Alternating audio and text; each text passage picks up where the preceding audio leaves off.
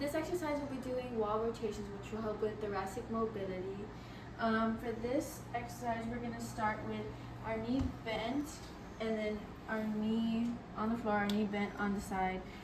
Here we're going to have our shoulder on the wall touching, our hands are going to come touching together. With our eyes, we're going to follow all the way across to the other wall and touch the other wall.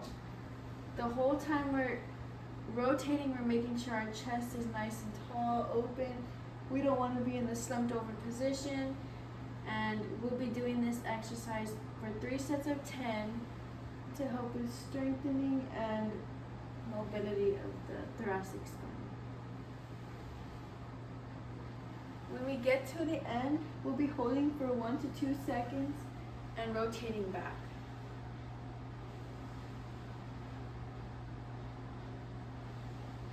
So for this thoracic mobility exercise, we're going to be performing thoracic lockouts.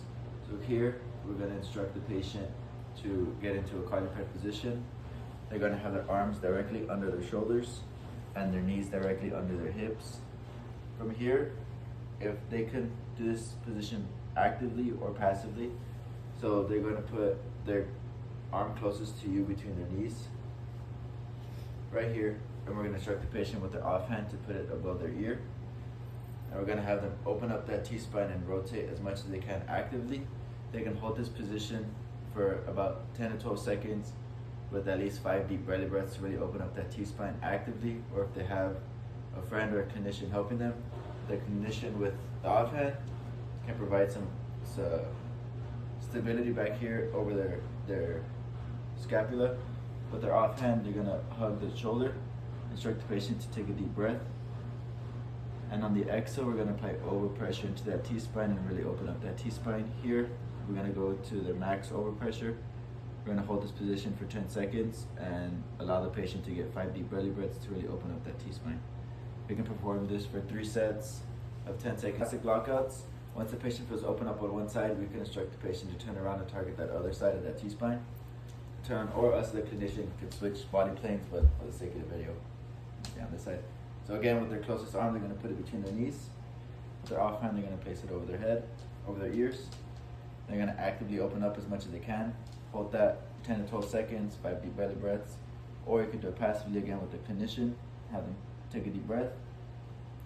On the exhale, provide overpressure. Again, hold 10 to 12 seconds, 5 deep belly breaths, and perform as needed till you feel open. This exercise we'll be doing sideline rotation, and we're going to have the patient lay down. Make sure we either have a pillow, a bolster, or a foam roller, so that way you can provide some stability towards the opposite leg when we lay down. So we're going to lay down flat, have our opposite leg cross over, and from here we're going to have our bottom hand flat, palm up, and our opposite hand right on top.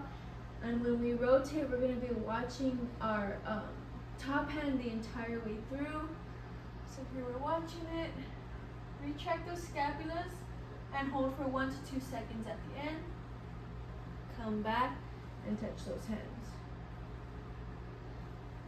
We'll be doing these for 3 sets of 10, and then every time we end up in a T, that's when we retract the scapulas and hold for 1 to 2 seconds.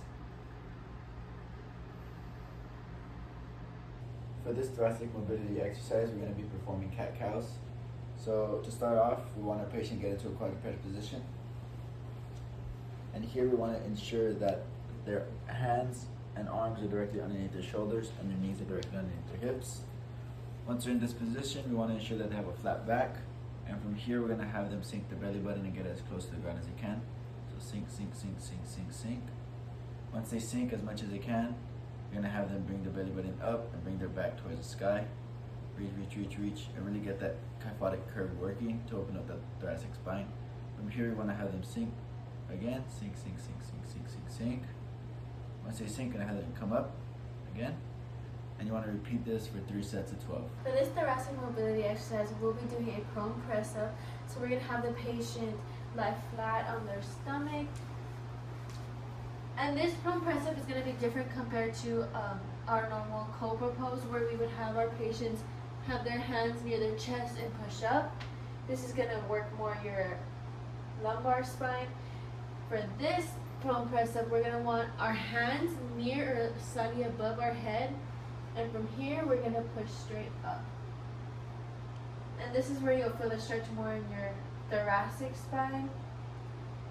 So from here we'll hold a stretch for 30 seconds, ideally longer if possible. And this is our prone press up. For this exercise, we're going to be strengthening our abdominals, specifically our transverse abdominis, which is a deep core muscle. For this, we're going to be doing dead bugs.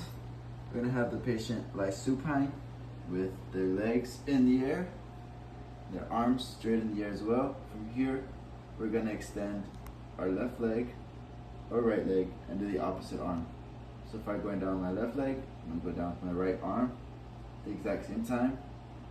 And from here, we want to make sure that the patient is engaging the core and they don't have a lordotic curve going and the back is flat on the floor. And then when we do the right leg, our left arm is going to go straight back.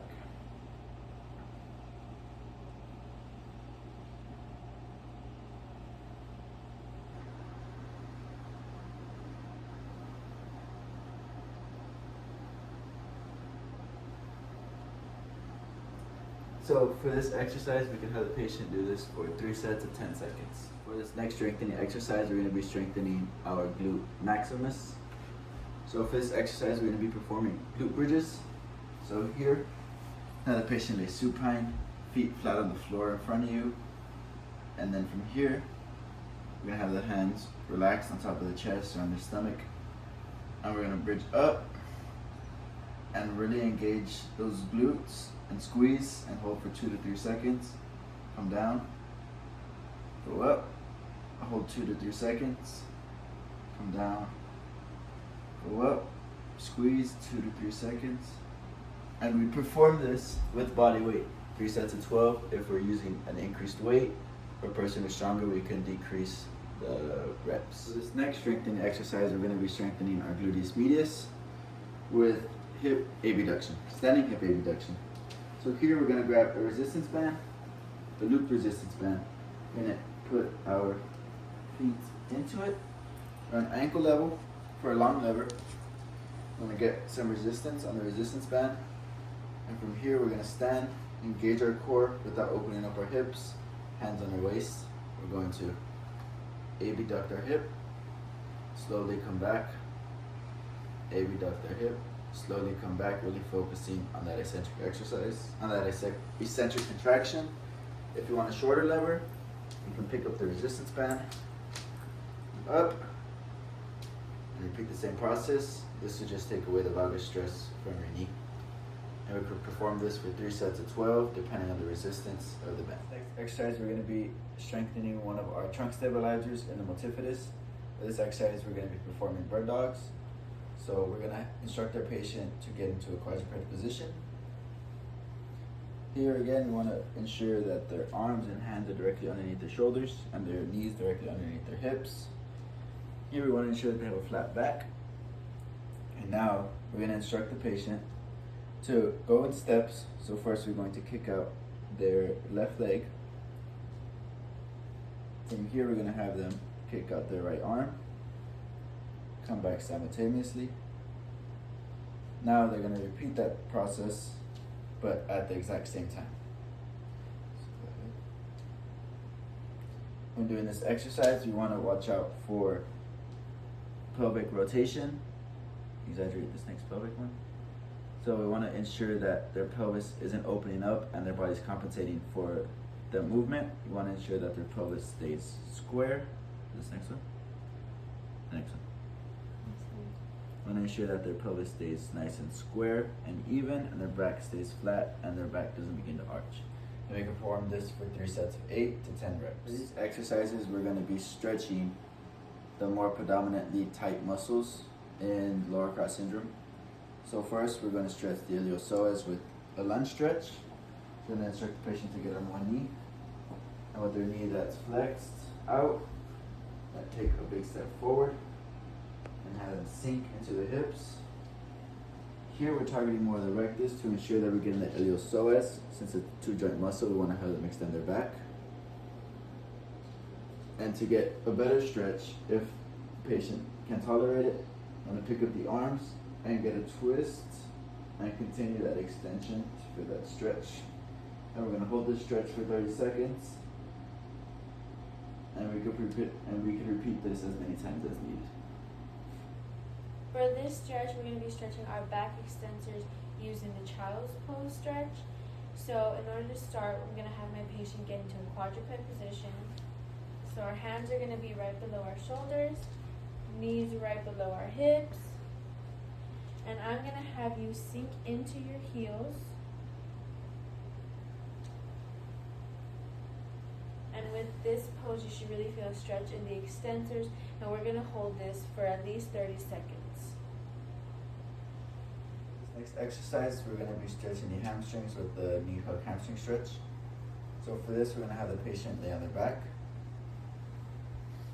From here, we're then going to have the patient bring their knee towards their chest. And with their hands, we're going to hug behind their knee and pull that knee close to their chest.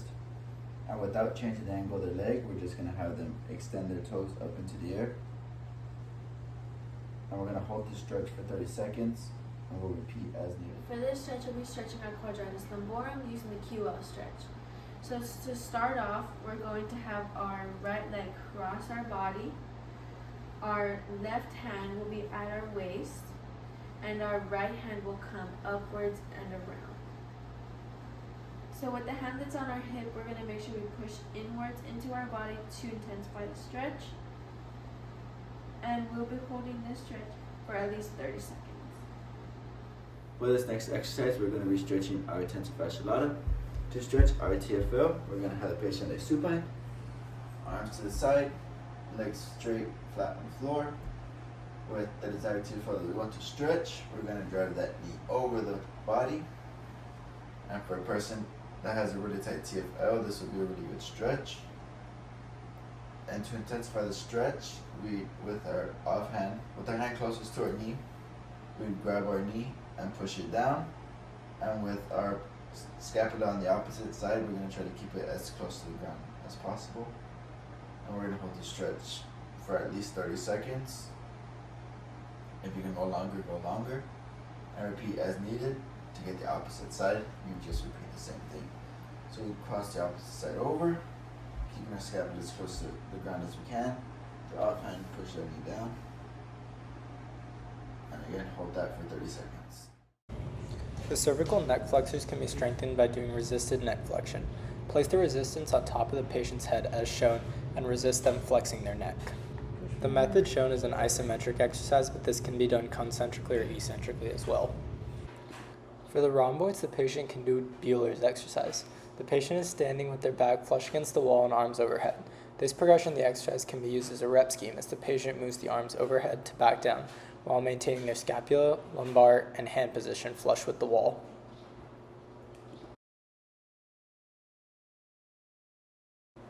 For the middle traps, the patient can perform thumb-up tees. The patient should retract and depress the scapula before horizontally abducting the arms while laying prone. This exercise can be further progressed with added weight, such as a dumbbell, as the patient gets stronger. For the lower traps, the patient can perform thumb-up Ys. Here, the patient will first retract and depress the scapula before bringing the arms up in a motion so that the arms form a Y at the top of the motion.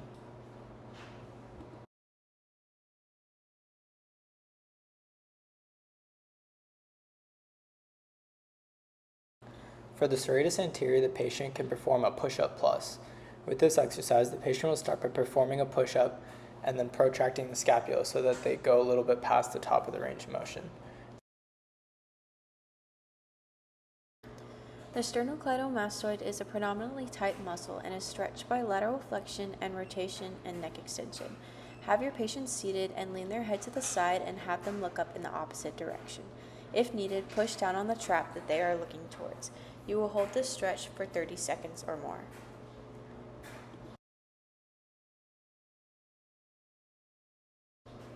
The upper trap is a predominantly tight muscle and is stretched by instructing the patient to take the arm on the same side as the trap they want to stretch and sit down to hold it. They will take their other hand and pull their head into lateral flexion and hold this for 30 seconds.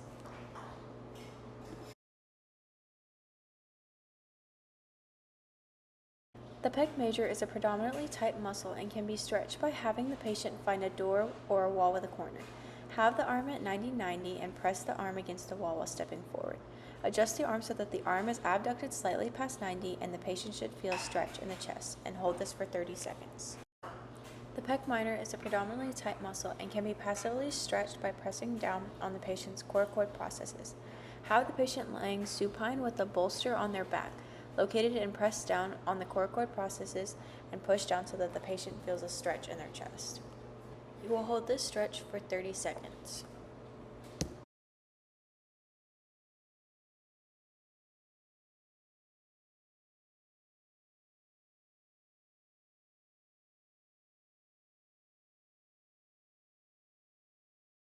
The levator scapula is a predominantly tight muscle and is stretched by instructing the patient to sit in a chair and hold on to the bottom of the chair with the arm or shoulder that is being stretched. With the other hand, have the patient pull their head into lateral flexion with contralateral rotation until they feel a stretch, and you will hold this for 30 seconds.